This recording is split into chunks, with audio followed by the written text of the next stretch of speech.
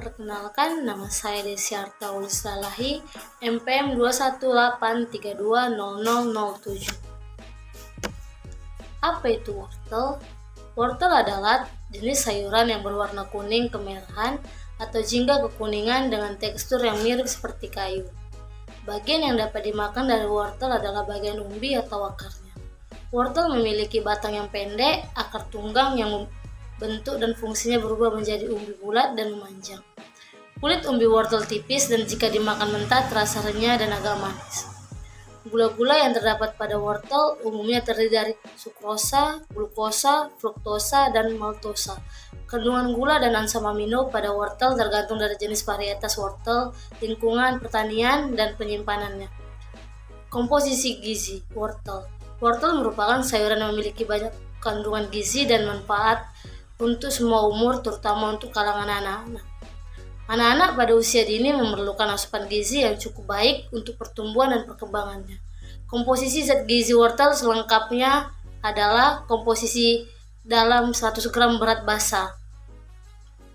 Energi 41 kalori, protein 0,93 gram, lemak 0,24 gram, karbohidrat 9,58 gram, serat 2,8 gram, gula total 4,74, air 88,29 gram, kalsium 33 mg, fosfor 35 mg, kalium 320 mg, natrium 69 mg, vitamin C 5,9 mg, vitamin K 13,2. Wortel memiliki peran penting bagi tubuh karena wortel memiliki kandungan A dan karotin. Kedua jenis karotin ini penting dalam gizi manusia sebagai provitamin A. Senyawa karotin dalam tubuh diubah menjadi vitamin A yang berperan dalam menjaga pertahanan dan kekebalan tubuh, menjaga kesehatan kulit, paru-paru, dan membantu pertumbuhan sel-sel baru. Wortel merupakan sumber makanan detoksifikasi yang mempunyai kemampuan untuk mengatur ketidakseimbangan dalam tubuh. Wortel segar mengandung air, protein, karbohidrat, lemak, serat, abu, nutrisi, dan kanker pektin mineral, vitamin, serta asparagin. Vitamin C, vitamin B, dan mineral terutama kalsium dan fosfor yang terkandung dalam wortel merupakan sumber gizi yang baik untuk pertumbuhan. Baiklah, saya Dedek Luncia Panggabean dengan NPM 218320036. Saya akan melanjutkannya, yaitu varietas. Wortel atau Daucus carota L termasuk dalam famili Umbelliferae Apiaceae. Bentuk dan ukuran umbi wortel bermacam-macam, tergantung pada varietas, kesuburan tanah, iklim, serta hama dan penyakit. Varietas yang umum ditanam di Indonesia yaitu Santenay dan Nantes. Yang pertama yaitu Santenay Red Coret.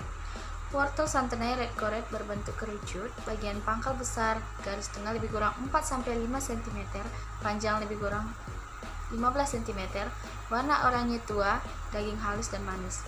Wortel varietas ini memiliki umur panen lebih kurang 70 hari. Yang kedua, Royal Santenay.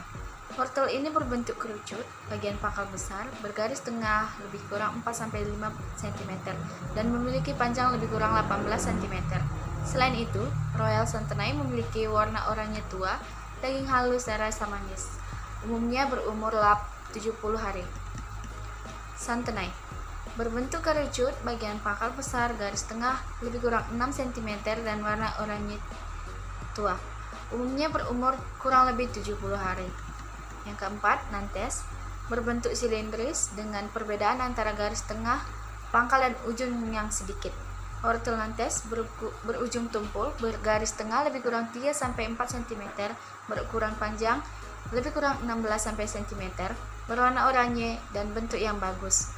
Wangi dan beraroma enak, dan wortel Nantes dapat dipanen pada umur 2-3 bulan.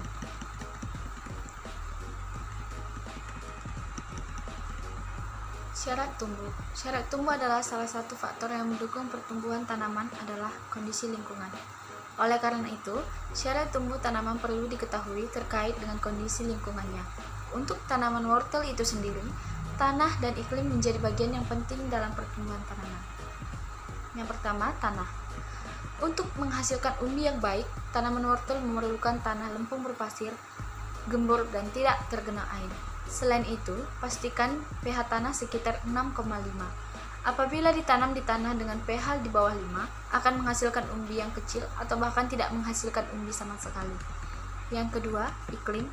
Tanaman wortel akan tumbuh baik bila ditanam di daerah sejuk dengan ketinggian lebih dari 1000 meter di bawah permukaan laut. Apabila ditanam di daerah dataran rendah, tanaman wortel akan sulit berbunga. Kebutuhan suhu tanaman wortel yaitu sekitar 15-21,1 derajat Celcius. Penanaman wortel di lingkungan dengan suhu 10-15 derajat Celcius atau 21,1-26,6 derajat Celcius akan menghasilkan warna umbi yang kurang bagus. Berdasarkan ketinggian tempat dan suhu ideal di atas, taman wortel cocok ditanam di daerah pegunungan. Sebelum saya melanjutkan hasil presentasi kami, ada baiknya saya memperkenalkan diri. Nama saya Saumar Purba, NPM 218320032. Budidaya tanaman wortel organik. Pertanian organik adalah praktik pertanian secara alami menggunakan pupuk organik dan sedikit mungkin melakukan pengolahan tanah. Bila sepenuhnya mengacu kepada terminologi atau pertanian organik natural, ini tentunya sangatlah sulit bagi petani kita untuk menerapkannya. Oleh karena itu, pilihan yang dilakukan adalah melakukan pertanian organik regeneratif, yaitu pertanian dengan prinsip pertanian disertai dengan pengembalian ke alam masukan-masukan yang berasal dari organik bahar. 1. Pengolahan tanah.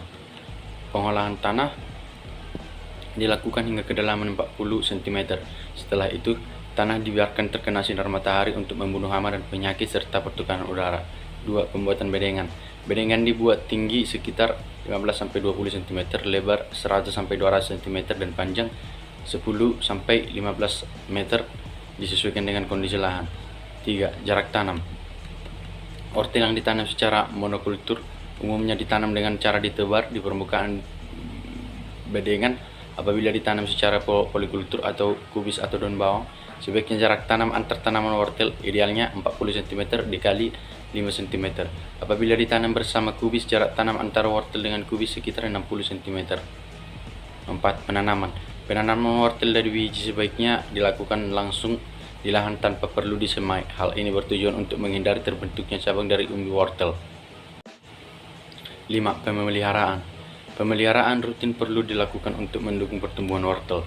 Dengan demikian dapat diperoleh wortel dengan kualitas yang baik. Biji wortel yang baru ditanam harus disiram setiap hari atau setiap sore sampai biji mulai berkecambah. Apabila jarak antar tanaman terlalu rapat, lakukan penjarangan sedini mungkin. Oleh karena itu, atur jarak antar tanaman sekitar 5 cm. Tanaman yang akan dipindahkan akan dicabut secara hati-hati dan diusahakan agar akar tunggung tidak putus. 6. Pengendalian hama dan penyakit. Setiap hari, tanaman wortel diperiksa kondisinya apakah ada serangan hama dan penyakit atau tidak. Apabila terjadi gejala serangan, selalu lakukan pengendalian. A. Lalat wortel. Lalat wortel bertelur di celah tanah atau pangkal wortel lalat. Wortel menjadi hama pada fase larva. Larva akan melubangi dan masuk ke dalam umbi sehingga umbi membusuk. Panjang larva kurang lebih 6 mm, panjang lalat 4 mm, warna hijau tua hampir hitam. B. Kutu daun. Kutu daun menyerang baik pada tanaman muda ataupun pada tanaman dewasa. C. Ulat tanah. Ulat tanah sangat suka bersembunyi dalam tanah, disebut ulat pemotong karena ulat ini suka memotong semai. Cara pengendalian ulat tanah. 1. Pada waktu senja dan malam hari ditangkap, dikumpulkan, dan pagi harinya dijadikan pakan ayam. 2. Sediakan musuh alaminya sejenis ayam kampung, ayam hutan, dan ayam tabuhan. D. Penyakit busuk hati. Penyakit busuk hati atau busuk hitam disebabkan oleh cendawan. E. Bercak daun. Penyakit bercak daun disebabkan oleh cendawan. Gejala yang terlihat yaitu adanya bercak bercoklat dan sedikit warna keabuan pada daun. F. Penyakit tepung.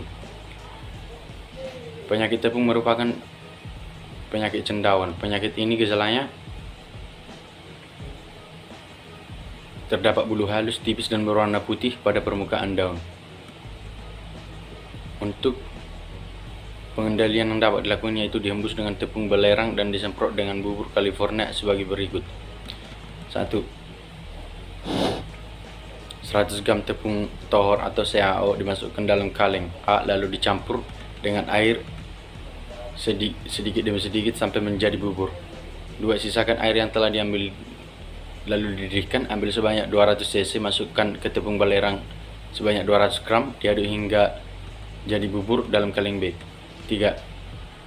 Bubur dimasukkan secara bertahap ke dalam kaleng B yang berisi bubur belerang sambil diaduk. 4. Campurkan hasil nomor 3, direbus sampai mendidih dan air dipertahankan volumenya tetap 1 liter. 5. Setelah mendidih selama 1 jam, tiriskan, lalu saring dengan kertas filter. Cairan hasil saringannya jernih berwarna coklat. Bila digunakan untuk menyemprot, sebaiknya diencerkan terlebih dahulu. G. Busuk hitam umbi wortel. Penyebab penyakit busuk ini adalah cendawan. Umumnya serangan terjadi pada masa penyimpanan. H. Busuk lunak bakteri. Penyebab penyakit busuk ini adalah Erwinia caratovara. Bakteri ini menyebabkan busuk lunak pada umbi wortel. 7. Panen. Pada umumnya wortel dipanen sekitar 3-4 bulan, tergantung varietasnya. Saat panen yang tepat yaitu saat umbi tidak terlalu muda ataupun tidak terlalu tua. Bila panen terlalu tua, tanaman sudah mulai berbunga akan keras atau berkayu. Sebaliknya jika panen terlalu muda, ukuran umbi lebih kecil. 8. Pasca panen. Umbi yang masih berbalut tanah perlu diberikan perlakuan sebelum dijual. Perlakuan pasca panen tersebut sebagai berikut. 1. Setelah dikumpulkan, umbi dicuci bersih dengan air mengalir. Pada saat ini lakukan seleksi, yaitu memisahkan umbi yang sehat dan yang sakit. 2. Jika tempat penjualan tidak terlalu jauh, umbi diikat bersama daunnya dengan kapasitas sekitar 1,1 sampai 1,3 kg. 3. Jika tempat penjualan jauh, akan dipotong sampai pangkal. Demikian juga umbi yang kecil. Sertifikasi organik. Pengertian umum pada organik. Pertanian organik atau organic farming adalah salah satu sistem pertanian yang mendorong tanaman dan tanah tetap sehat melalui cara pengolahan tanah dan tanaman yang disyaratkan dengan pemanfaatan bahan-bahan organik atau alamiah sebagai input dan menghindari penggunaan pupuk buatan dan pestisida kecuali bahan-bahan yang diperkenankan.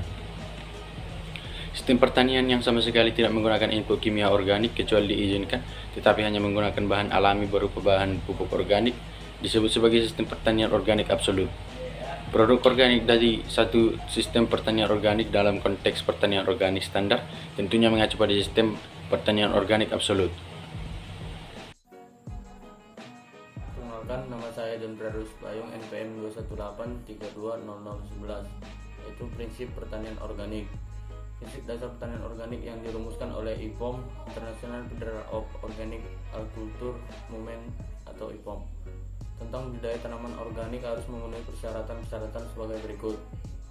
1. Lingkungan. Lokasi kebun harus bebas dari kontaminasi bahan-bahan sintetik. Karena itu, tanaman organik tidak boleh berdekatan dengan pertanaman yang memakai pupuk buatan, pestisida kimia dan lain-lain yang tidak diizinkan. Lahan yang sudah tercemar atau intensifikasi biasa digunakan, namun perlu konversi selama 2 tahun dengan pengolahan berdasarkan prinsip pertanian organik. 2. Bahan tanaman. Varietas yang ditanam sebaiknya yang telah beradaptasi baik di daerah yang bersangkutan dan tidak berdampak negatif terhadap lingkungan. 3. Pola tanam. Pola tanam hendaknya berbiji dan prinsip-prinsip konservasi tanah dan air, perluasan lingkungan menuju pertanian berkelanjutan. 4. Pemupukan dan zat pengatur tumbuh. Bahan organik sebagai pupuk adalah sebagai berikut. 1. Berasal dari kebun atau luar kebun yang diusahakan secara organik. 2. Kotoran ternak, kompos sisa tanam, pupuk hijau, jerami, mulsa, dan lain-lain. Urin ternak, sampah kota atau kompos dan lain bahan organik asalkan tidak tercemar bahan kimia sintetik atau zat-zat beracun. Pupuk buatan atau mineral, urea, ZA, SP36 atau TSP dan KCl tidak boleh digunakan. K2SO4 kalium sulfat boleh digunakan maksimal 40 kg per hektar. Kapur, koserit, dolomit, fosfat, bantuan boleh digunakan. Semua zat pengatur tumbuh tidak boleh digunakan. 5. Pengolahan organisme pengganggu. Semua pestisida buatan kimia tidak boleh digunakan kecuali yang diizinkan dan terdaftar pada IPOM. pestisida hayati diperbolehkan. Sertifikat dan standarisasi pertanian organik. Suatu produk dapat diakui sebagai produk organik apabila telah melalui proses sertifikasi oleh lembaga sertifikat resmi yang telah terdaftar pada IPOM. Lembaga-lembaga standarisasi internasional yang diakui adalah IPOM dan The Standard IPOM merupakan standar dasar untuk produk organik dan prosesnya. Ditetapkan sejak tahun 1980, standar The Codex Alimentarius adalah standar yang disusun oleh penyesuaian standar IPOM dengan beberapa standar dan aturan lain. Tiap negara terus berusaha menyusun standar pertanian organiknya. Uni Eropa misalnya mencapai kesepakatan mengenai aturan baru tentang produksi dan pelabelan organik dalam pertemuan di Brussels, Belgia, Juni 2007.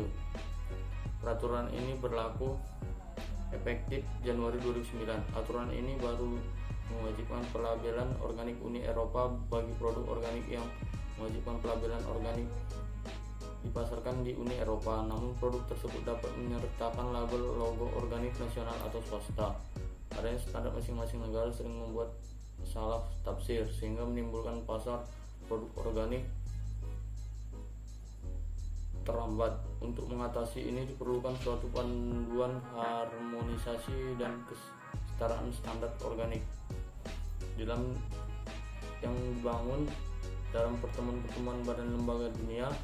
Otoritas Pertanian Organik India telah memperoleh kesetaraan sistem dengan Departemen Pertanian Amerika Serikat atau USDA dan Uni Eropa sejak tahun 2006 sehingga memudahkan produsen India memasarkan produk organik ke Amerika Serikat dan Uni Eropa dengan sertifikat organik yang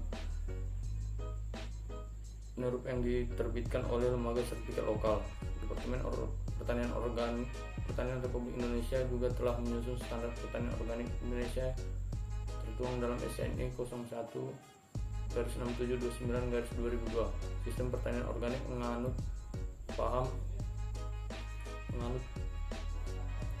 organik proses, artinya semua proses sistem pertanian organik dimulai dari penyiapan lahan hingga pasca panen memenuhi standar budidaya organik, bukan dilihat dari produk organik yang dihasilkan. SNI sistem pangan organik ini merupakan dasar bagi lembaga sertifikasi yang nantinya juga harus diakreditasi oleh Departemen Pertanian dan Pusat Standarisasi dan Akreditasi atau PSA. 5 tahapan kegiatan yang diperlukan dilaksanakan dalam proses sertifikasi antara lain: 1. Mengajukan permohonan sertifikat produk organik oleh pelaku usaha bisa melalui pendaftaran secara online ataupun langsung ke LSO sekaligus menyertakan lingkup sertifikasi yang diinginkan oleh pelaku usaha. 2. Selanjutnya LSO akan memberikan formulir pendaftar yang harus diisi dan dikirim kembali oleh pelaku usaha ke LSO untuk dilakukan audit kecukupan oleh LSO. Apabila hasil audit menyatakan cukup dan layak, maka LSO akan memberikan penawaran biaya sertifikasi sekaligus memberikan jadwal dan nama petugas inspektor yang akan melakukan inspeksi.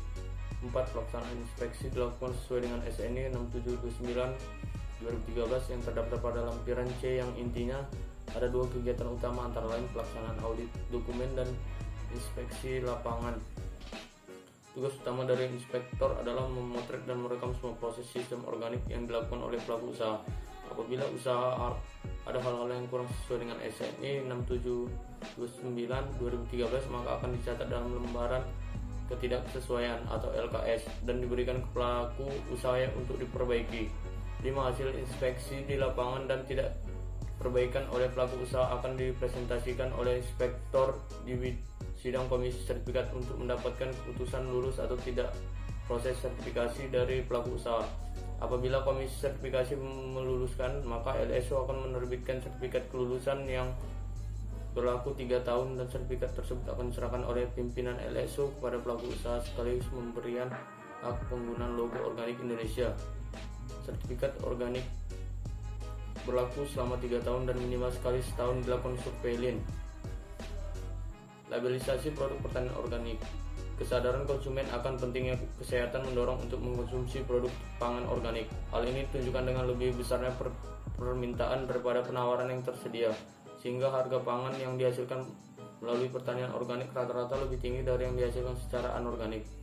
Pada saat ini pengertian pelaku agribisnis mengenai pangan organik kurang tepat karena dengan tidak diproduksi dengan bahan kimia sintesis, maka produk dapat dijual dengan label atau organik. Hal ini kurang tepat, sebab jika lahan tersebut pernah digunakan sebagai pertanian anorganik, maka perlu dilakukan konservasi agar terjadi degradasi.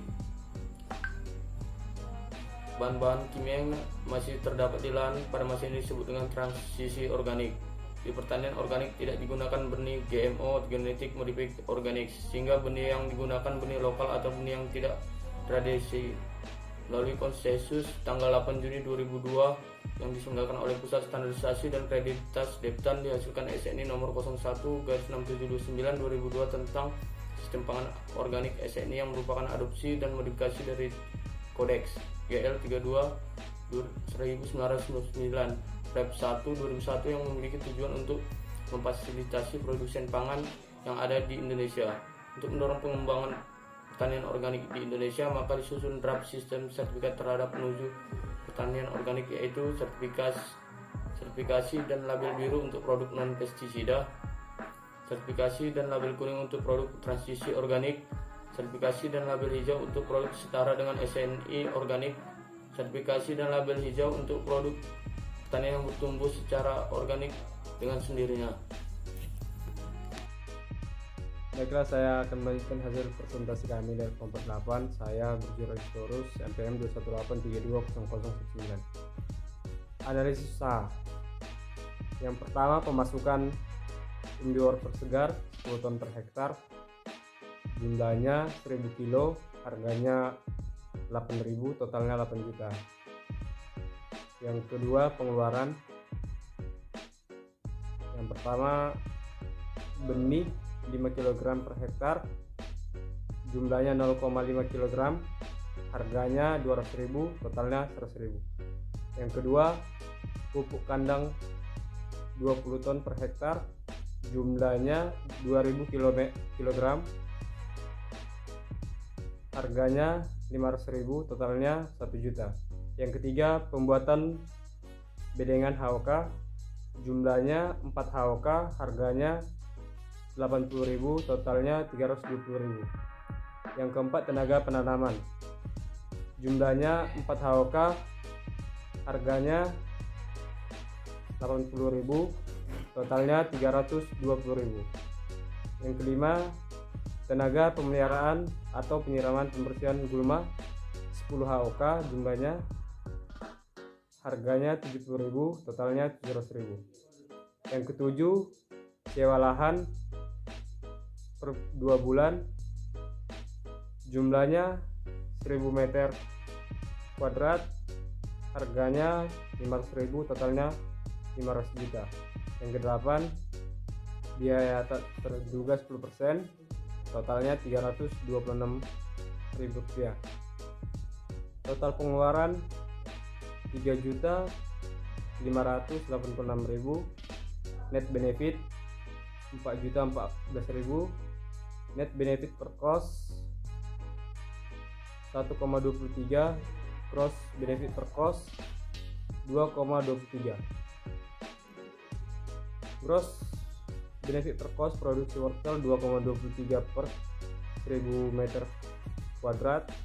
Hal ini menunjukkan bahwa budidaya wortel menguntungkan. Setiap Rp1 biaya produksi yang dikeluarkan akan menghasilkan Rp 2,23 setelah 2 bulan. Selanjutnya, kesimpulan. Adapun kesimpulan dari proyek ini adalah, yang pertama, pertanian organik adalah praktek pertanian secara alami menggunakan pupuk organik dan sedikit mungkin melakukan pengolahan tanah. Yang kedua, wortel adalah jenis sayuran yang berwarna kuning kemerahan atau jingga kekuningan dengan tekstur yang mirip seperti kayu. Yang ketiga, wortel merupakan sayuran yang memiliki banyak kandungan gizi yang bermanfaat untuk semua umur, terutama untuk anak-anak. Yang keempat, lembaga-lembaga standarisasi dan internasional yang diakui oleh IFOAM dan The Codex Alimentarius. Standar IFOAM merupakan standar dasar untuk produk organik dan prosesnya, ditetapkan sejak tahun 1980.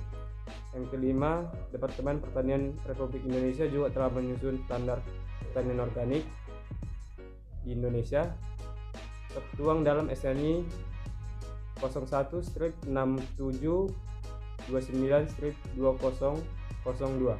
Sistem pertanian organik menganut paham organik proses, artinya semua proses sistem pertanian organik dimulai dari penyiapan lahan hingga pasca panen. Memenuhi standar budidaya organik bukan dilihat dari produk organik yang dihasilkan. Baiklah, sekian presentasi dari kelompok kami. Apabila ada kata-kata yang salah, mohon dimaafkan.